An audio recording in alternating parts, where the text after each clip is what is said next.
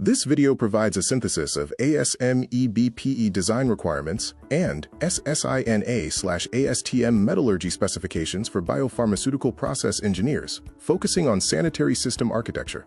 We will cover multi-use and single-use paradigms, as well as hygienic materials joining.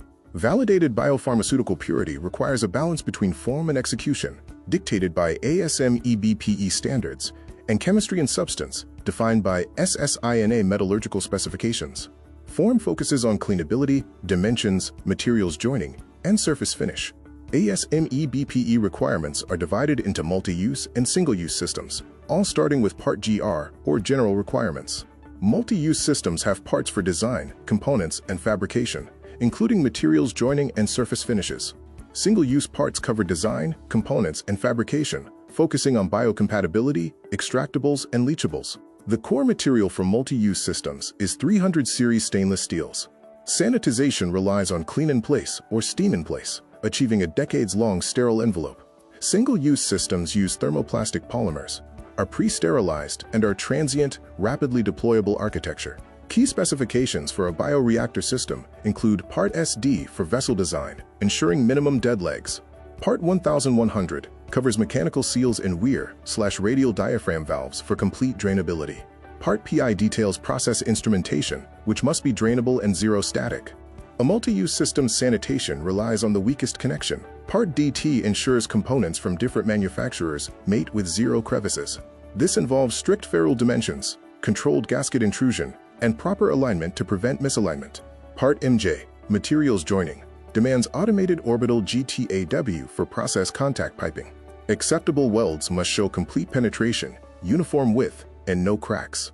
Discoloration, or excessive oxidation, indicates a compromised passive layer and is cause for rejection. ASME-BPE dictates the shape and finish, while SSINA and ASTM dictate the substance. Bioprocessing relies on the precise chemistry of chromium-nickel alloys. We exclusively use 300 series austenitic stainless steels for superior corrosion resistance and weldability, as chromium provides an impenetrable passive layer. SSINA-UNS provides specific austenitic material matrix standards. For process contact systems, 316L, or S31603, is the absolute gold standard. It contains low carbon and molybdenum, offering the highest resistance to corrosion and aggressive CIP chemicals. Engineers specify the alloy's form factor using ASTM specifications. S31603 material can be manufactured into ASTM A270 for sanitary tubing, A403 for fittings, A182 for forgings and flanges, and A240 for plate and sheet.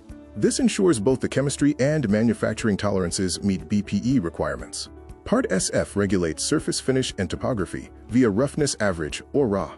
Electropolishing, or EP, is a reverse plating process that dissolves microscopic peaks, yielding the ultimate sanitary non-stick surface required for critical applications like SF4. Degradation, or rouge, is caused by high-temperature ultrapure water stripping the passive layer. Remediation, or derouging, uses chemical blends to strip free iron. This is followed by passivation, a chemical treatment that accelerates the formation of a dense chromium oxide passive layer. Single-use systems, the polymeric alternative, use materials like polycarbonate and TPE instead of S31603. Joinery relies on thermal welding or mechanical hose barbs. The primary threat shifts from corrosion to extractables and leachables, migrating from the plastics. Validated pharmaceutical purity is the result of the sanitary intersection of form, substance, and execution. Form is controlled by ASME-BPE, dimensional tolerances, and raw limits. Substance is defined by SSINA-S31603 chemistry and ASTM form factors.